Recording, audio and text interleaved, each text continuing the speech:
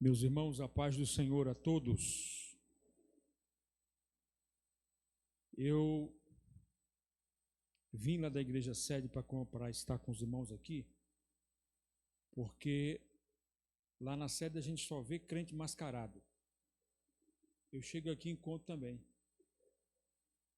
Eu nunca vi tanto crente mascarado na minha vida, né? Mas, descontrações à parte, os irmãos já me conhecem, então dispensa qualquer tipo de comentário, né? Nós queremos apenas dizer que nós estamos muito alegres de poder estar aqui, retornar, atender ao convite do meu querido amigo pastor Zé Boaventura, e é sempre muito honroso estar aqui junto com os irmãos. Eu só fico assim um tanto quanto triste por sentir a falta de muitos irmãos aqui, né? Muitos irmãos, queridos irmãos que não estão aqui. Obviamente que por uma questão da capacidade que as igrejas têm que ter, me parece que é 30% só a capacidade, né? Então não é possível estar todos, né? São tempos difíceis esses que nós estamos atravessando, mas estamos atravessando, né? E vamos atravessar isso aqui em nome de Jesus. Amém? Graças a Deus.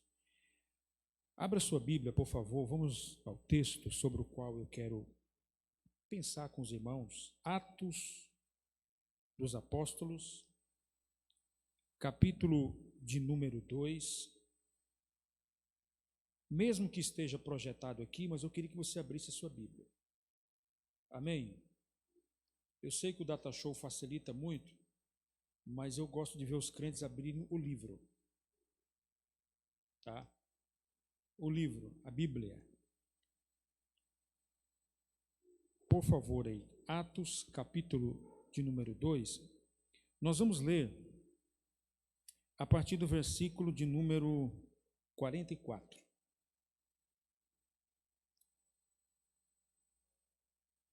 Atos, capítulo de número 2, a partir do versículo 44. Vamos ler até ao de número 47. Glória a Deus. Aqui está dizendo o seguinte: todos os que criam estavam como? Alô, som? Estão me ouvindo? Todos os que criam estavam como? Juntos. E tinham tudo em comum. 45. Vendiam suas propriedades e fazendas e repartiam com todos, segundo cada um tinha necessidade. 46. E perseverando unânimes, em outras traduções diz concordantemente, todos os dias, aonde? No templo. E partindo o pão em casa, comiam juntos com alegria e singeleza de coração. 47. Louvando a Deus e caindo na graça de todo o povo. E todos os dias acrescentava o Senhor à igreja aqueles que se haviam de salvar. Amém? Eu quero refletir com os irmãos durante alguns minutos aqui, não quero ser cansativo, mas quero ser objetivo, sobre dois pontos, duas coisas, duas premissas, que nesses tempos em que nós estamos atravessando, nós, a Igreja do Senhor Jesus Cristo, meu amigo pastor Ziel, nós acabamos por redescobrir essas duas coisas que eu quero falar aqui hoje com os irmãos.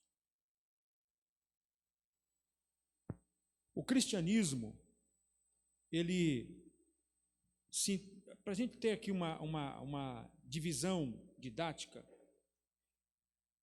ele é dividido em 5 fatos importantes. Obviamente que existem mais, mas esses 5 que eu vou citar aqui são considerados os mais importantes. O primeiro deles foi o nascimento do Salvador, obviamente. Tudo começa com o nascimento de Jesus. O dia em que Deus se humanizou, se encarnou. O dia em que o Verbo se fez carne e habitou entre nós e vimos a sua glória. O grande evangelista americano Billy Graham disse que o maior milagre não foi o homem pisar na lua, mas foi Deus pisar na terra. O segundo fato mais importante do cristianismo, que eu gostaria de colocar aqui, é a ressurreição de Cristo. O dia em que Jesus venceu as cadeias e os grilhões da morte. O dia em que ele rompeu com os limites da sepultura. A sepultura não pôde segurá-lo, limitá-lo, mas ele rompeu, ele rasgou o véu, ele quebrou as físicas da morte e ressuscitou gloriosamente. Hoje ele está vivo. Cristo é o único dos líderes religiosos que está vivo. Fora Cristo, exceto Jesus, não tem mais nenhum. Todos estão nos seus túmulos, menos Jesus. Quem vai em Jerusalém, vai lá no túmulo de Cristo, é um dos lugares mais visitados do mundo, tem só o túmulo, mas Cristo mesmo não está lá. Aliás, tem uma placa lá escrita em inglês, né? Ele não está aqui porque ressuscitou.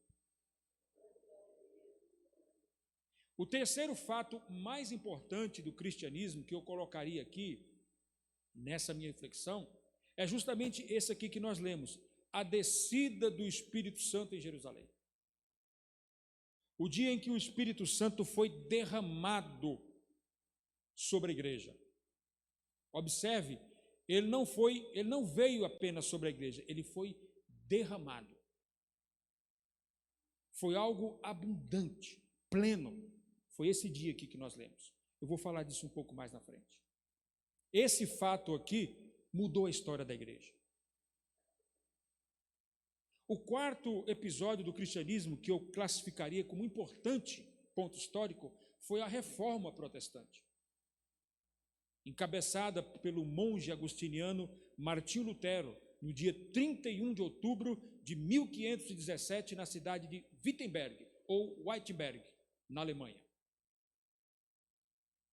Quando a igreja dividiu-se, ficando a igreja católica romana de um lado, e daí nasceu a igreja protestante, que somos nós que estamos aqui esta noite.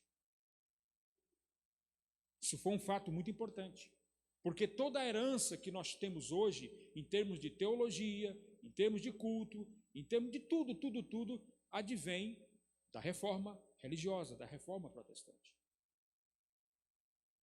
E o quinto e último fato mais importante ainda vai acontecer, que será o arrebatamento da igreja. Evento este que nós estamos esperando, eu estou esperando.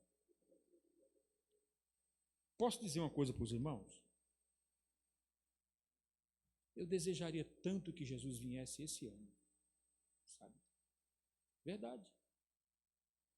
Porque do jeito que a gente anda olhando as coisas, meu querido amigo distinto pastor Zé, do jeito que a gente visualiza, vislumbra, não é? O mundo, com tudo isso que está acontecendo, é melhor Jesus vir. Porque se Jesus vir, termina tudo isso. E nós ainda estaremos com Ele para sempre. Quantos podem levantar a sua mão e dizer glória a Deus? Então, mas nós estamos aqui diante aqui do terceiro fato, e é sobre esse fato que eu quero falar. E eu quero fazer uma aplicação de como esse fato tem a ver com a gente hoje. Com nós hoje, da igreja do século 21.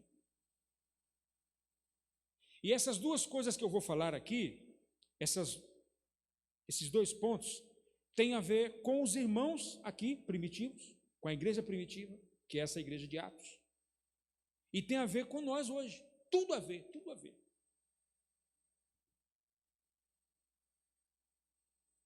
Esse fato que a gente leu aqui, do capítulo 2, foi o dia que o Espírito Santo veio sobre a igreja. Foi o dia que o Espírito Santo mudou os rumos da igreja. Obviamente que quando a gente fala da igreja, a igreja já era um projeto de Deus antes da fundação do mundo, conforme disse o apóstolo Paulo. Mas foi nesse dia aqui, nesse dia que a igreja foi efetivamente inaugurada. Por isso que a igreja, ela não é só uma organização jurídica social, que tem um CNPJ, que tem uma existência jurídica. Não, a igreja não é só isso. A igreja é um organismo vivo. Por isso ela é chamada de corpo de Cristo. E por que ela é organismo vivo? Porque esse corpo, esse organismo vivo, esse corpo de Cristo, ele está vivo, ele se mexe, ele age, ele se move. O corpo de Cristo não é cadavérico, não está morto, não está estático, inerte, apático. O corpo de Cristo está vivo. E quem é que projeta essa vida no corpo, nessa igreja? O Espírito Santo. Por isso que quando ele foi soprado aqui sobre a igreja reacendeu, a igreja se levantou, a igreja saiu para o mundo para fazer exatamente essa palavra que está ali escrito ali, missões. O Espírito Santo veio sobre essa igreja, mas tem alguns fatos curiosos nesse episódio aqui, na descida do Espírito Santo. Jesus havia dito aos seus discípulos que ficassem em Jerusalém, porque eles receberiam poder do alto. Eles permaneceram em Jerusalém. O curioso é que, no dia que Jesus subiu ao céu, na sua ascensão, o apóstolo Paulo diz lá na sua primeira carta aos Coríntios, no capítulo 15, versos 3 a 4, 5, 6, 7, por ali, ele vai dizer que Jesus foi visto por uma congregação, por um grupo de 500 irmãos. Quantos irmãos? Quantos irmãos? 500. Ocorre que no cenáculo, nesse dia aqui, aqui, só tinha 120. Cadê os outros 380? Estava faltando gente lá. Ora, se Jesus tinha 500 pessoas que o viram subir, 500 irmãos, então por que só tinha 120 aqui em Jerusalém? Sabe onde é que estavam os outros? Como muitos crentes estão hoje. Jesus subiu, foi embora, ele esqueceu da gente. Mas ele sofreu tanto aqui, ele não vai mandar nada não. Começaram a desanimar e não foram, não acreditaram na promessa, não creram na promessa. Substituíram a promessa que Jesus havia feito por outras coisas. Deixa eu dizer uma coisa às senhoras e os senhores aqui, olhe para mim, eu sou feio, mas fazer o quê? Deixa eu dizer uma coisa para vocês aqui, você sabe que o problema das pessoas hoje não é falta de tempo, é prioridade. Entendeu?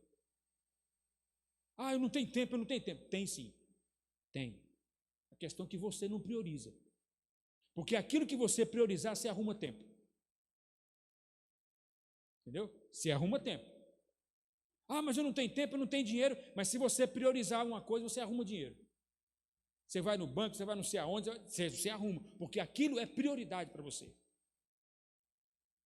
O problema dos cristãos hoje é que substitui as coisas de Deus por coisas suas. E esse é um terrível erro que nós cometemos. Porque as coisas de Deus, elas são absolutamente insubstituíveis.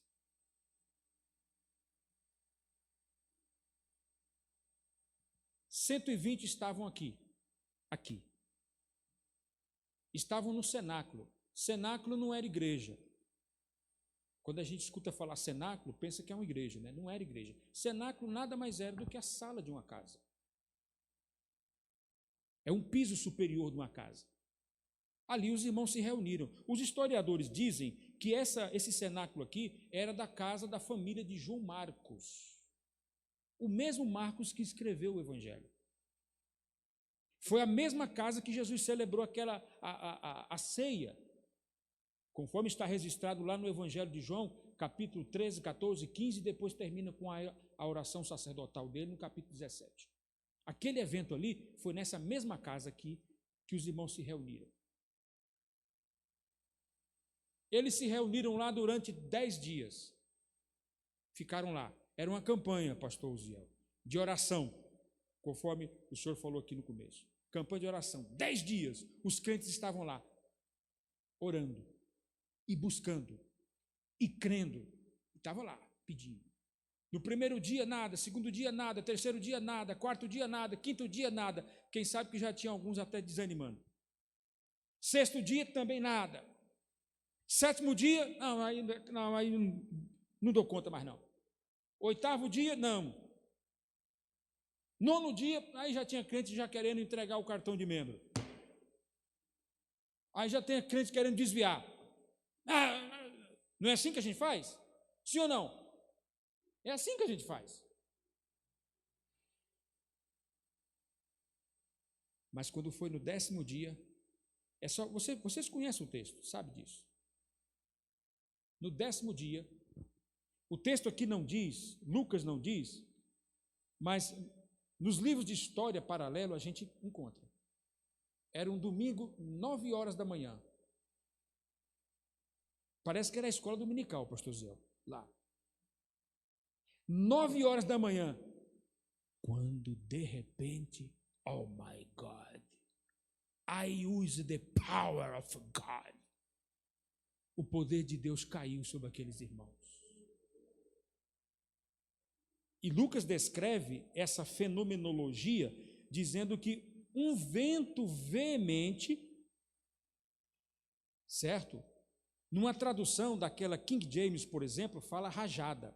Vocês sabem o que é uma rajada de vento? E veemente e impetuoso, ou seja, era um vento diferente. Não é aquele vento que igual a gente está sentindo aqui, ó, entrando por essa janela. Não era esse tipo de vento, não. Foi um vendaval que entrou naquele cenáculo. Era um vento que não dava conta de se segurar. Foi uma rajada de vento que entrou dentro do cenáculo. E foi roupa de crentes voando para tudo quanto é lado. Foi uma coisa diferente. E Lucas vai dizer que foram vistas línguas como que de fogo sobre a cabeça dos irmãos. E de repente aquele grupo de irmãos começaram a falar em línguas. Não eram línguas estranhas, em línguas. E diz a Bíblia, Lucas diz, todos foram cheios do Espírito Santo.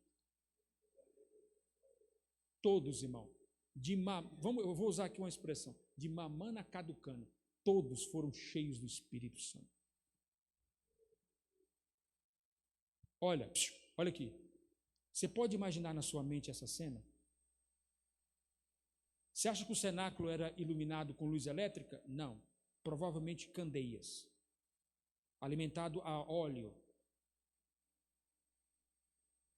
Mas enquanto aquelas candeias ardiam, os irmãos estavam ardendo no poder do Espírito Santo. Você já imaginou que culto glorioso aquele? Rapaz, tem hora que eu sento assim e eu começo com o meu cérebro cearense, sabe? A pensar assim, o pastor Estênio estando lá no cenáculo, como é que eu estaria? Porque eu sou um homem ético, assim, sabe? Quem me conhece sabe, né? Eu sou cheio das etiquetas, é porque eu sou assim mesmo. A minha esposa até às vezes me diz que eu sou chato, né? Mas eu fico pensando, irmão, que se eu estivesse lá no Pentecostes, lá, eu estaria pulando no poder de Deus também. Porque se você olhar aqui no texto, você vai ver que era exatamente isso que os irmãos faziam. Foi por isso que as pessoas que estavam em volta lá do cenáculo, daquela casa, quando viram aquela confusão, quando viram aquela situação, a primeira definição, a conclusão que eles chegaram é o seguinte: está todo mundo bêbado. E por que chegaram a essa conclusão? Eu pergunto aqui aos irmãos. Como é que um bêbado se comporta? Como é que alguém embriagado se comporta? Você já viu? Primeira coisa, não para em pé. Não para em pé. Tem alguns que ficam alegres demais, ficam rindo, né? ri até com o vento.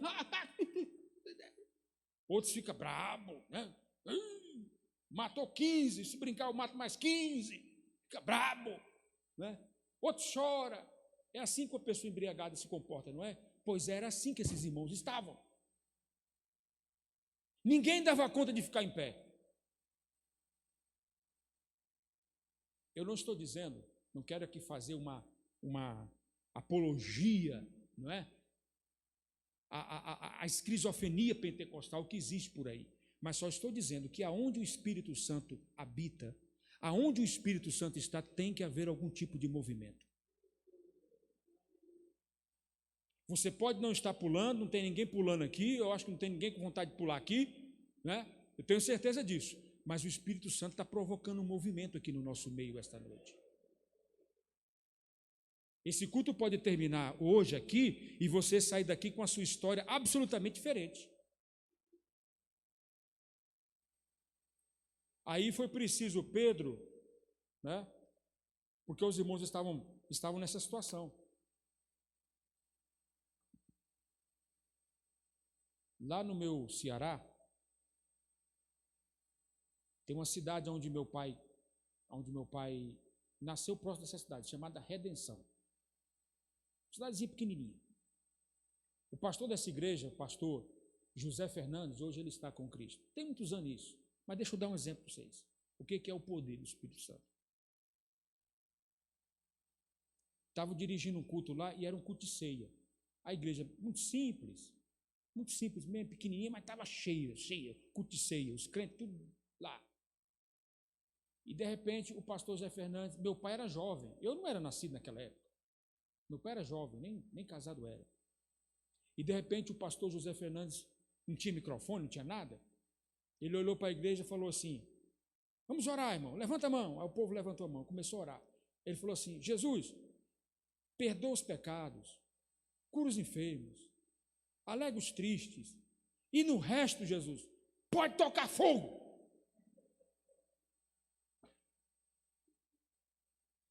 Sabe que hora que o culto terminou? 11h30 da noite. Verdade. Isso é um fato verídico, não é um fato venérico, não. Fato verídico. 11h30, porque os crentes não davam conta de sair, os crentes não davam conta de levantar do banco, os crentes não davam conta de parar em pé. Um se segurava no outro, e aí quando pegava no outro, o outro pegava fogo também, o outro pegava no outro, pegava fogo. Esse trem é contagioso, é viral, é pandêmico. É mesmo, a unção do Espírito Santo pega mesmo, irmão. Entendeu? Por isso que nós pentecostais somos chamados de loucos. Vocês querem que eu fale uma coisa para vocês? Tem hora que eu fico com saudade desses cultos na igreja. Sinceramente falando, pastor Zé, fico. Tem hora que eu acho que... olha aqui. Tem hora que eu acho que a gente é besta demais. Entendeu? Tem hora que eu acho que a gente é formal demais, pastor Gil. A gente é quadradinho demais, sabe? A gente é teologicamente tão correto, tão acertadinho, tão juntinho com o Espírito Santo, parece que não tem espaço na gente. Entendeu? Parece que a gente precisa rasgar a nossa alma mais. Permitir que o Espírito Santo entre na nossa vida, como entrou na vida deles, porque entrou na vida deles e mudou a vida deles. Lembrando a vocês, esses tempos aqui eram tempos difíceis. Você acha que a gente está vivendo um tempo difícil agora? É verdade, estamos vivendo. Mas esses tempos aqui também não era fácil, não. Porque a igreja estava vivendo sob a espada de Roma no pescoço deles. Entendeu? Logo após esse evento aqui em Jerusalém, os irmãos tiveram que se esconder nos montes, nas cavernas, nas grutas, no subterrâneo de Roma. Havia uma igreja muito maior dentro do subterrâneo de Roma do que na superfície da cidade, porque os crentes não podiam se reunir mais. Porque esse evento aqui sacudiu a igreja, movimentou os cristãos. Esse evento aqui tomou conta, foi notícia na internet, nos jornais da época.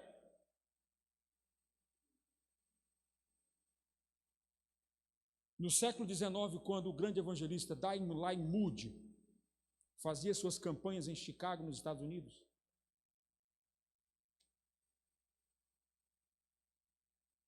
Ele estava fazendo uma cruzada evangelística na cidade de Chicago. Quando, de repente, a praça onde ele estava fazendo a cruzada foi cercada de carros de bombeiro. Cercada. E aí, os militares chegaram lá. Onde é que é o incêndio? Onde é que é o incêndio? Não tinha incêndio. Era uma cruzada de Moody. E aí o grande evangelista americano compreendeu que o fogo que eles viram não foi esse fogo que incendeia casas, mas eles viram o Espírito Santo sendo derramado como chuva seróide abundante sobre a cidade de Chicago, nos Estados Unidos.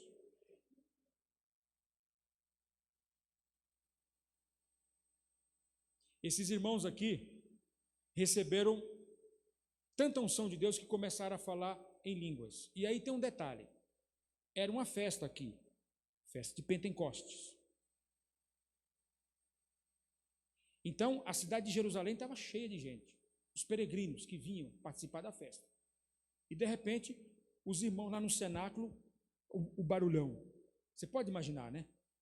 E aí começou a juntar gente, os curiosos, né? Os espectadores. Você sabia que na igreja nós temos espectadores? Aliás, olha aqui, nós temos 3 tipos de crentes na igreja. Querem que eu fale? Não vou falar não. Vou falar não, senão vocês vão ficar chateados comigo. Vou falar. 3 tipos de crentes nós temos na igreja. Primeiro, os críticos. Os críticos. O pastor Osiel já tocou neles aqui. Os críticos. Só vem para o culto para criticar. Critica o louvor, critica o som, critica a internet que não funciona, critica o pregador, critica. Critica o horário do culto, critica tudo. Esse é o primeiro tipo de crente. E eu tenho certeza que aqui não tem. Lá na sede está cheio. Certo? Estou até querendo sair de lá e vir para cá, porque não estou aguentando mais lá, é tão crítico. Segundo tipo de crente na igreja, os espectadores, aqueles que vêm só para ver. Eu vou lá para ver o que acontece. Eu vou lá para ver o que acontece. Vai um pregador lá na igreja, eu vou lá só para ver o que acontece. O conjunto ensaiou um hino, vai apresentar aí um número musical, eu vou lá só para ver o que acontece. E, no geral, esses vão para ver o que acontece, mas vai torcendo para dar errado, como foi falado aqui. Mas tem o terceiro tipo de crente, os adoradores. Aqueles que, independente de quem está cantando, independente de quem está pregando, independente do testemunho, independente do horário do culto, independente se tem ou não tem, independente do conforto, da confortabilidade do ambiente, independente de qualquer coisa, ele está adorando a Deus. Está desempregado, está sem dinheiro, está dependendo da agência emergencial do governo, está dependendo de algum favor, de repente o Covid-19 está rondando a casa dele ou em algum lugar, mas ele adora a Deus do mesmo jeito.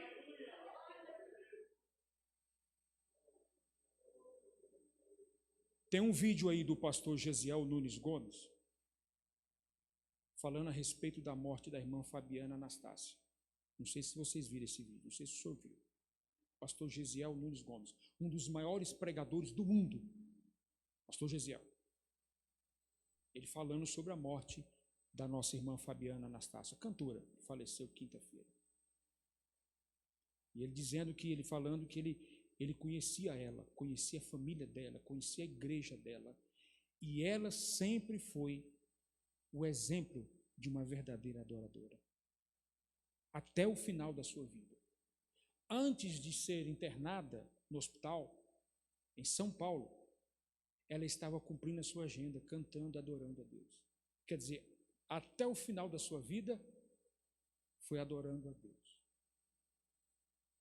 Quando a gente recebe o Espírito Santo, a gente fica desse jeito. Entendeu? A gente é capaz de sobrepujar barreiras. que de outra forma a gente não consegue, mas o poder do Espírito Santo fortalece a gente. Você pensa que a perseguição sobre esses irmãos aqui calou eles? Eles deixaram de orar? Eles deixaram de adorar a Deus? Eles deixaram de receber o poder de Deus? Não. Eles estavam lá debaixo do subterrâneo, do esgoto de Roma, dentro das cavernas, mas estavam adorando a Deus, estavam cultuando a Deus. E aqui eu quero entrar nos 2 pontos que eu falei para vocês aqui, sobre os quais eu quero refletir. Nesses dias que a gente está vivendo, a gente acabou redescobrindo essas 2 coisas aqui, ó, e esses irmãos aqui descobriram isso. E nós estamos redescobrindo, porque a gente já sabe. Só porque a circunstância que a gente vive fez a gente abrir os olhos para isso. Sabe qual é o primeiro deles? Nós descobrimos, olha aqui, nós descobrimos o valor da casa de Deus, do templo. Estou falando aqui desse lugar aqui, o templo mesmo, físico. A gente acabou descobrindo o valor dessa casa aqui, ó. E você sabia, é claro, que a igreja não é isso aqui. A igreja somos nós, o corpo. Mas esse lugar aqui também é importante. Agora não, que a gente já voltou, né? Mas não sei se vocês se recordam, naqueles dias que nós estávamos em completo isolamento, né? A gente só via crente chorando, aí com saudade da casa de Deus, de estar na casa do Senhor. E quando a gente não tem um lugar para adorar a Deus? Eu sei que você pode falar para mim, pastor, mas eu adoro em qualquer lugar. É verdade, mas eu queria que você compreendesse que o lugar, esse lugar aqui, o templo, também é importante. Tanto é importante que o próprio Deus, além de escolher um povo para si, ele escolheu o lugar onde esse povo o adorasse. Quer ver um exemplo? O tabernáculo mosaico. O tabernáculo. Era uma igreja móvel, que desmontava e montava, desmontava e montava. Era o local onde Deus manifestava a sua Shekinah, a sua glória. Depois, o que Deus fez? Deus deu a Davi a planta de um templo definitivo, de uma casa definitiva que fosse construída para ele. E aí Salomão, seu filho, construiu um grande templo, como vocês conhecem a história. E Deus deu tanta importância para isso, que no dia da inauguração desse templo, Deus mandou tanto poder, a glória de Deus encheu tanto aquela casa, que os pastores queriam entrar para poder dirigir o culto e não podiam. Os sacerdotes queriam entrar para poder ministrar. O serviço não podia entrar porque a glória de Deus tomou conta da igreja, do templo. Irmão, esse lugar aqui é importante. Você sabe por quê? Porque aqui é onde a gente se reúne como comunidade. Eu podia chamar vocês lá para a minha casa. Vamos lá na casa do pastor Stênio, mas a casa lá é minha. A casa do pastor Uziel é a casa dele. A sua casa é a tua casa. Aqui não é nem sua nem minha, é nossa. É a casa de Deus. Você percebeu que a gente faz tudo aqui na igreja? Festa de 15 anos é aqui, casamento é aqui, né? Os nossos eventos são aqui na igreja. Até quando os nossos irmãos morrem, parte para o Senhor, nós os velamos aqui na igreja. Criamos os nossos filhos aqui, não é assim? Eu vejo essas criancinhas aqui, ó, estão aqui no ambiente do culto, está crescendo. Eu também já fui assim. O pastor Zé também foi do mesmo jeito, muitos de vocês também, né? Hoje nós somos pastores, mas a gente começou assim. Davi dava tanta importância para a casa de Deus, que ele chegou a dizer assim, ó, até os pássarinhos encontraram ninhos na sua casa. Porque Davi, quando ia para o templo, quando ele ia adorar a Deus, aliás, ele percebeu que os passarinhos se abrigavam no tabernáculo do Senhor. As aves. E ele achou aquilo tão importante, mas até os animais, até os passarinhos acham lugar na casa de Deus. Alegrei-me quando me disseram, vamos à casa do Senhor. E nesses dias a gente acabou descobrindo isso, a importância desse lugar aqui, ó, da gente estar junto. Esse negócio de ficar mandando Pai do Senhor assim, ó, não está com nada não. Que coisa horrorosa. Eu não gosto disso não. Sabe? Detesto isso. Eu estou sendo franco para vocês. Não gosto não. Tem negócio que é isso aqui, irmão. A gente não poder olhar na face dos irmãos, no rosto, né? Que coisa triste, não é? Mas mesmo assim, nós estamos adorando a Deus, estamos aqui reunidos com a capacidade que nos é permitido estar, mas nós estamos aqui como família, porque nós somos uma família. Não tem um lugar melhor do que a casa de Deus, irmão, que esse ambiente aqui, ó. Tem não, tem não.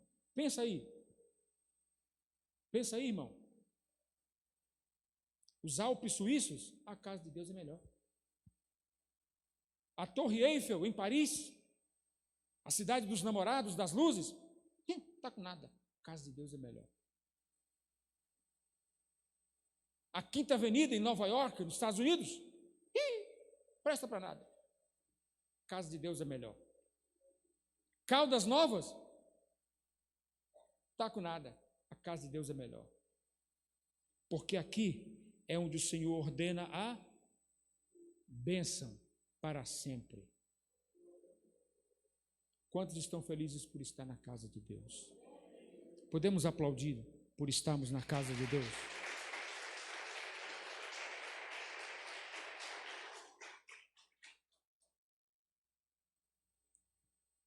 A minha avó, Carmelita, já está com Cristo. Ela gostava tanto de ir à igreja, eu acho que eu já contei isso aqui.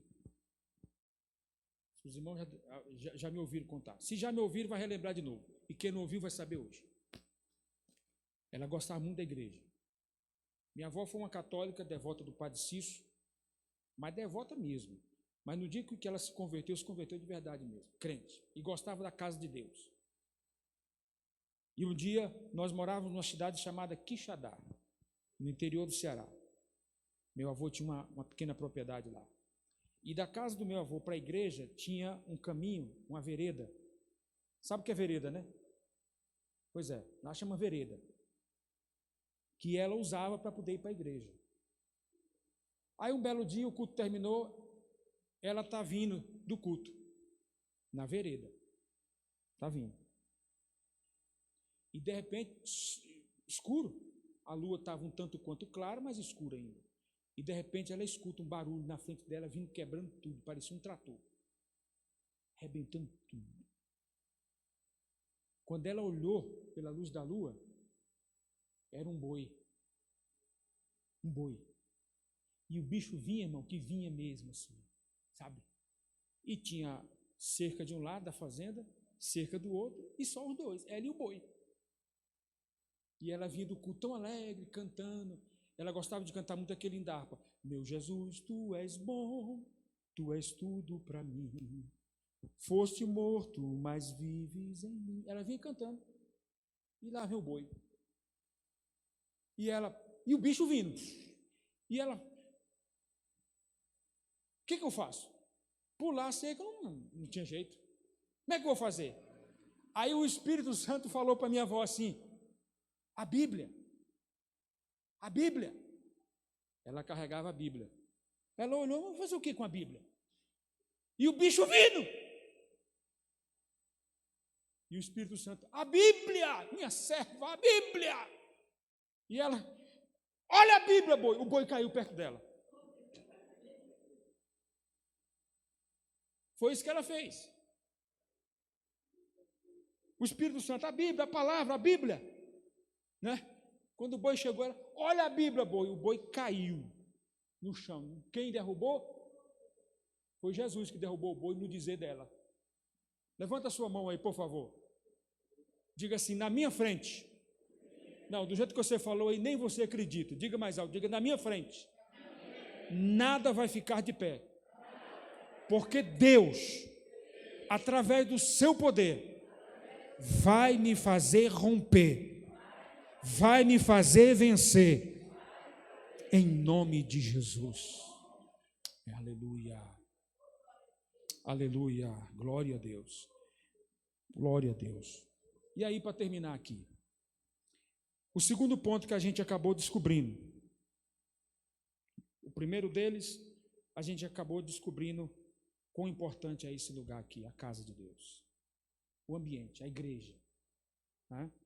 Segunda coisa, a gente acabou redescobrindo o valor de sermos igreja. E aqui já não tem nada a ver com o templo, aqui já tem a ver com nós. Nós não precisamos de um espaço físico para adorar ao Senhor. Esses irmãos aqui receberam o Espírito Santo no cenáculo, mas depois disso eles não tiveram o cenáculo mais para adorar a Deus. Todas as vezes que você ler a palavra igreja no Novo Testamento, a palavra igreja, que é um termo grego, eclésia, né? Esse termo, ele nunca se aplica a prédio, a propriedade, sempre está relacionado à pessoa, ao povo. E nesse sentido, nós não precisamos de nada para cultuar a Deus, para adorar a Deus. Nós aqui, no Brasil, temos a honra, o privilégio de termos, por exemplo, uma igreja como essa, pastor Zé. Que ambiente maravilhoso esse aqui, não é? Você está sentado numa cadeira bem confortável. Olha só aqui a estrutura que temos. Pastor Zé falando da bateria aqui da igreja, olha aí, ó, né? Olha que coisa, que estrutura maravilhosa, né? Se de repente vocês perdessem tudo isso, se de repente não tivesse mais como nós adorarmos a Deus aqui, olha que nós já passamos por isso, hein? Fiquemos aí algumas semanas aqui, a igreja fechada, a gente sem poder adorar a Deus, preso dentro de casa, isolamento social, obviamente que não por uma questão de perseguição religiosa, claro que não era isso, mas observe que a gente experimentou isso, a gente bebeu um pouquinho desse veneno. Imagine se a gente perdesse tudo isso. Imagine se nós, pastores, não tivéssemos um microfone para usar, para pregar para o povo. Imagine se nós não tivéssemos todos esses recursos tecnológicos que temos para ministrar as pessoas. Como seria? Como seria a nossa adoração? O que é que nós ofertaríamos ao Senhor? O que é que a gente poderia oferecer a Deus?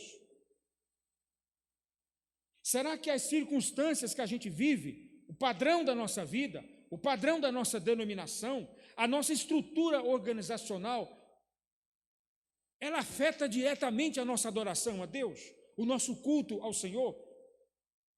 Que a gente precisa de estar num templo confortável, e eu não estou fazendo aqui apologia a uma igreja feia, não, tem que ser bonita mesmo. Eu só estou dizendo que esses dias a gente está redescobrindo o valor de sermos a igreja.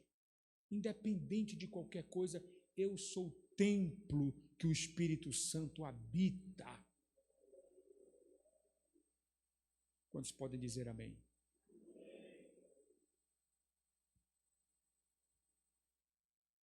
O Espírito Santo deseja, nesses últimos dias, fazer exatamente o que fez lá em Jerusalém, nesse dia. Encher cada um de nós. Encher a sua igreja. Irmãos, eu quero encerrar dizendo aos irmãos, nós estamos, eu não estou fazendo aqui uma pregação fatalista, sabe?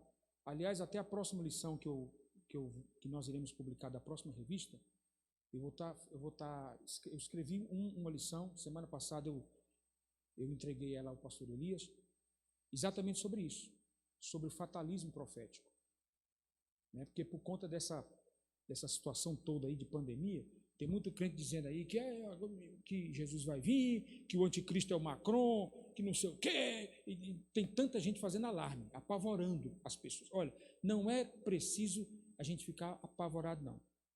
Porque nós confiamos na palavra de Deus. Entendeu? Nós cremos na palavra. Aqui, ó, palavra de Deus. Eu caminho por esse princípio. Você caminha por esse princípio. Então não tem necessidade da gente ficar apavorado, não. Mas, entretanto, é preciso que nós, como igreja, estejamos alerta nesses dias. Alerta. Porque a situação vai apertar um pouquinho mais. Entendeu? Vai apertar um pouquinho mais. Certo? A nossa fé será provada um pouquinho mais. E a gente precisa estar pegado a quem? A Cristo. Esses irmãos aqui, ó, da igreja primitiva, eles tiveram que encarar 5 séculos de perseguição consecutiva. E nesses 5 séculos de perseguição, 10 ondas de perseguição terrível contra a igreja. Inclusive, martirizando os próprios líderes da igreja. O único que não foi martirizado foi João, porque Deus assim não quis permitir. Os demais, todo mundo foi martirizado. Começar por eles e depois os cristãos. E mesmo assim, mesmo debaixo dessa perseguição, a igreja continuava fecunda, produtiva e cheia do Espírito Santo. Poder ficar de pé, por favor, em nome de Jesus.